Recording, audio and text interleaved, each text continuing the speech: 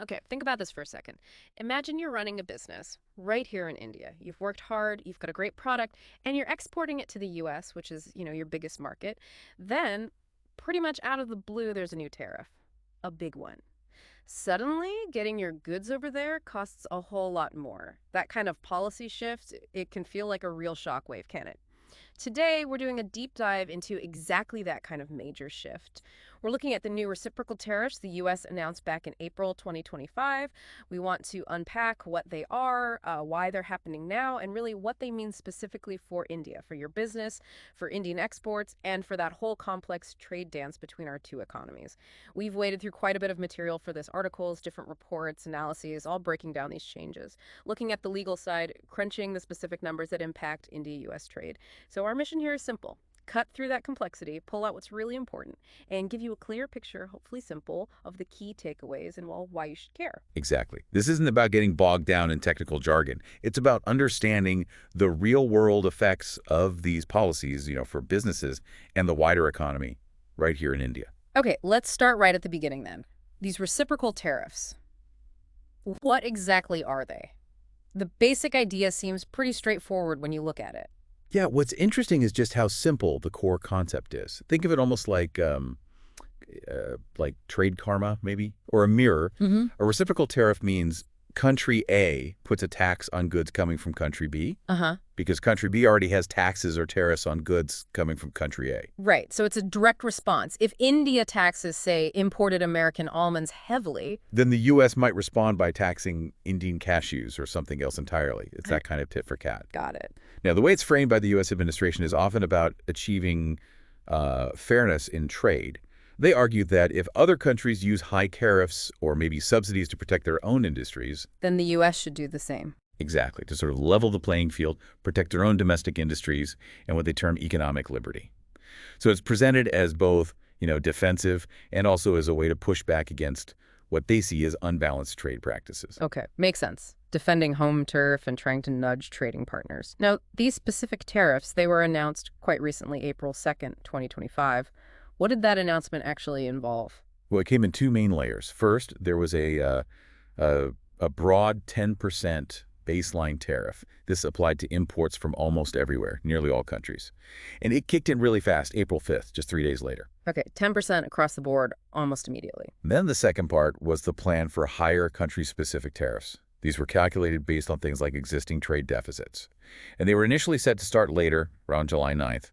For India, the specific rate announced under this part was 26%. 26%. Okay, so potentially you're looking at a 10% baseline plus another 26% specific tariff for India. That was the potential, yes, which obviously could add up to a pretty significant extra cost for Indian exporters on top of any existing duties. But things didn't quite go smoothly from there, did they? Almost right away, there was some major legal drama in the U.S. Oh, absolutely. This is where it gets really, really interesting and frankly adds a whole layer of uncertainty. So on May 28th, not even 2 months after the announcement, a U.S. federal court actually ruled these broad tariffs were unlawful. Unlawful. Wow. Yeah, the court basically suggested the administration might not have had the proper legal authority to impose tariffs quite like this. That must have caused quite a stir.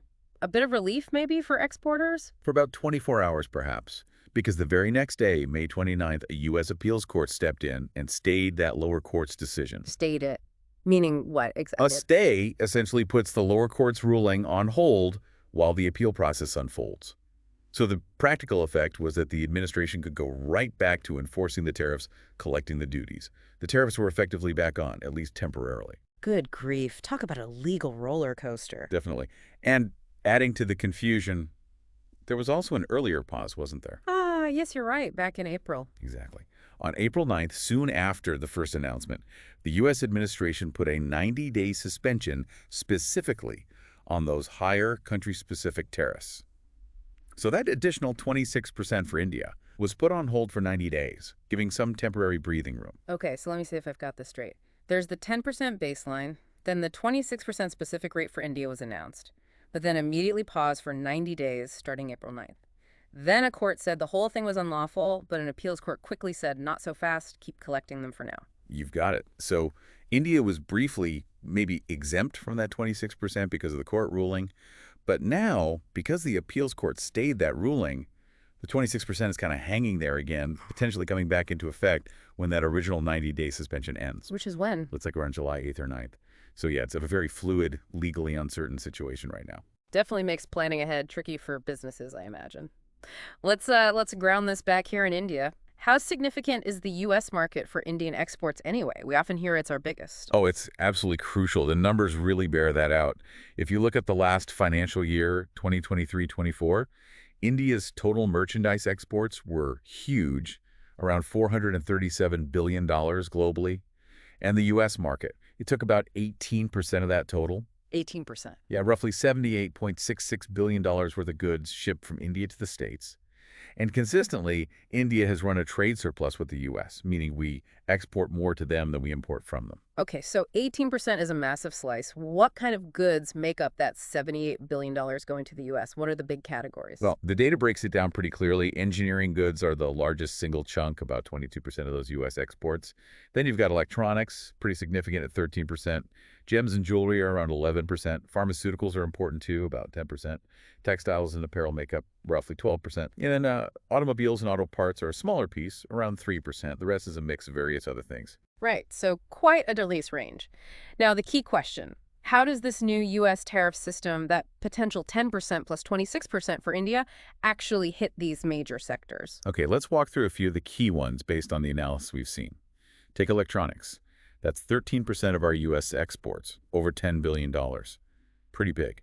The reciprocal tariff applies here. Sources sometimes quote it as 27% in these sector breakdowns, maybe due to slight calculation differences or rounding, but it's that 26-27% range. And what's the story within electronics? Smartphones are big now, right? Exactly. A lot of talk about Apple iPhones assembled here in India being exported. A higher tariff obviously means potentially higher costs for U.S. consumers buying those phones. That could dampen demand for India-made electronics. Ooh, it sounds like there's a but coming. There is. And it's a really crucial point.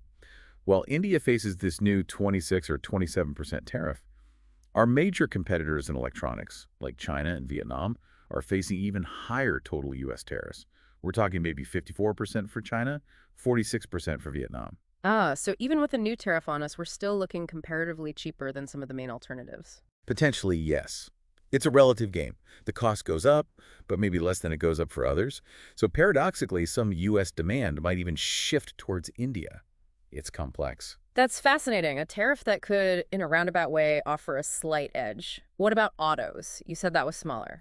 Yeah, automobiles and auto parts are about 3% of U.S. exports. The U.S. already has some hefty duties there, including a 25% tariff under a different rule, Section 232, often cited for steel and aluminum too. India doesn't export that many fully built cars to the U.S., so the impact is felt more on auto components, parts. Because the overall volume is relatively low compared to total exports, the effect isn't seen as massive for India's overall trade picture. Okay. What about textiles and apparel? That's a huge employer in India. Right. Textiles and apparel, that's 12% of our U.S. exports, nearly $10 billion, a really vital sector. The 27% reciprocal tariff definitely increases costs for Indian exporters here, no question. But is it the same story as electronics? Pretty much, yes. Again, you look at the competition. Bangladesh faces maybe 37% total tariffs in the U.S. market, Vietnam, that 46% again. So while Indian textiles face a new hurdle, they might gain a relative advantage compared to key competitors who are facing even steeper tariffs. Interesting dynamic. How about gems and jewelry? Gems and jewelry, 11% of exports, around $9 billion. And the U.S. is our #1 market for jewelry. Now, basic cut and polished diamonds often enter the U.S. duty-free, which is a big part of this sector. But for finished jewelry and other items, that 27% reciprocal tariff does apply, and it raises prices. This is definitely an area of concern, maintaining that market share if costs go up significantly for U.S. buyers. Okay. And the biggest category, engineering goods. Engineering goods, the largest piece, 22%, over $17 billion. It's a really broad category covering lots of different things. As we mentioned, some items here, specifically steel and aluminum products, already face that 25% Section 232 duty from a few years back. Right. Analysis suggests India's exposure on steel exports to the U.S. isn't huge compared to our total steel output, so that helps cushion the blow a bit from that specific duty. But other engineering goods within this large category would face the new 27% reciprocal tariff. Got it. Was any major sector spared completely from these new reciprocal tariffs? Yes, and it's a really significant one.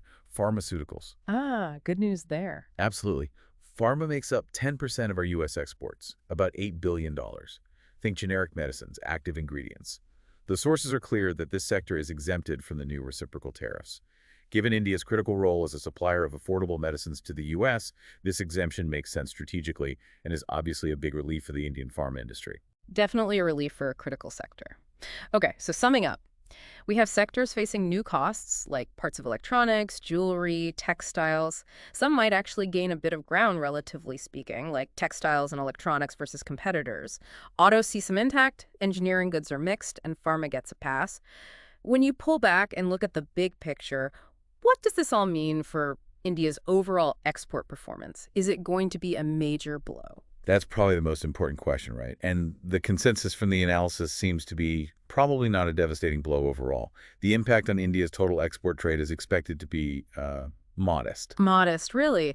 Even with the U.S. being our biggest market and these tariffs sounding pretty high, why only modest? There are a few key reasons layered together. First is just exposure. Even though 18% goes to the U.S., the specific parts of that 18% that are most affected by these new reciprocal tariffs, like certain electronics, maybe some engineering goods, jewelry, they represent a much smaller fraction of India's total global exports, that huge $437 billion number. So it hurts certain segments going to the U.S., but those segments aren't overwhelmingly large in the grand scheme of all Indian exports worldwide. Exactly. One estimate put the potential hit to India's overall GDP at maybe only 0.2 or 0.3%.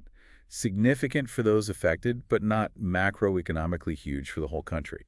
Second is that sectoral resilience we talked about. Pharma is exempt, which is massive. And textiles and electronics, while facing costs, have that potential relative advantage. Right, the comparison with China and Vietnam facing even higher tariffs? Precisely. That relative tariff rate is a critical factor. India's 26-27% looks much better than China's 50-something percent or Vietnam's mid-40s. This plays into a broader trend. The U.S. looking to diversify supply chains away from China. And while India certainly has challenges infrastructure, ease of doing business still needs work. Things like our large labor pool, government pushes like Make in India. And now, this relative tariff advantage, it could actually position India as a more attractive alternative manufacturing base for some things. That's a really counterintuitive point, that these U.S. tariffs aimed at protectionism might inadvertently boost India's attractiveness compared to other major Asian manufacturers. The analysis definitely suggests that's a real possibility. It creates this very complex set of winners and losers, not just based on the tariff itself, but on how it compares across countries.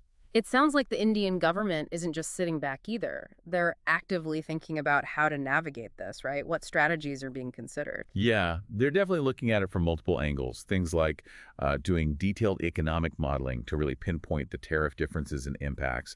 There's talk of maybe setting up an online platform to help Indian businesses track all these different export restrictions they face globally, not just in the U.S., and critically, putting more energy into negotiating that bilateral trade agreement, the BTA, with the U.S. The BTA. That's seen as key. Very much so. The hope is that through the BTA, India could get specific concessions from the U.S., maybe get some tariffs reduced or eliminated for certain goods. It could also be used to offset some losses, maybe find ways to rebalance trade by India importing more U.S. goods in areas like defense or energy or high tech. Plus, continuing domestic efforts, incentives for making things like semiconductors or renewable energy equipment here to attract more U.S. investment alongside trade. So a mix of negotiation, better information, and strengthening domestic capabilities, not just plain defense. Seems to be the approach, yes. Proactive adaptation. Okay. So wrapping up this deep dive then, it seems like while these U.S. reciprocal tariffs from 2025 are definitely causing ripples, shaking things up, and posing real challenges for specific Indian sectors, we talked about gems, electronics, textiles, the overall hit to India's huge export economy might actually be less severe than you'd initially think, thanks to, the diversity of our exports, the pharma exemption, that competitive positioning against rivals facing even higher tariffs, and these ongoing government strategies like the BTA talks. Absolutely. Yeah. And if you connect it to the really big picture, it just highlights how complex global trade is now. Tariffs aren't just simple taxes anymore, are they? They're tools. Tools for negotiation, for protecting industries, yes, but also for actively trying to reshape global supply chains. It's a dynamic game. And speaking of dynamic, here's maybe the really interesting question hanging in the air right now. We've got this legal fight in the U.S. courts. Are these tariffs even fully legal? We've got these BTA talks, hopefully moving forward. And we've got that 90-day clock ticking down on the suspension of the higher 26% tariff for India, ending around July 8th or 9th. Which raises a really critical point. What happens in the next few weeks? Will the legal process provide clarity? Will the trade negotiations yield some kind of breakthrough or relief before that deadline hits? Or, come early July, will Indian exporters suddenly find themselves facing the full weight of that additional 26% reciprocal tariff on top of the baseline? How are businesses supposed to plan and navigate that kind of uncertainty right now? Definitely something to keep a very close eye on. A question for all of us to mull over as we finish this deep dive into the U.S. reciprocal tariffs and what they mean for India.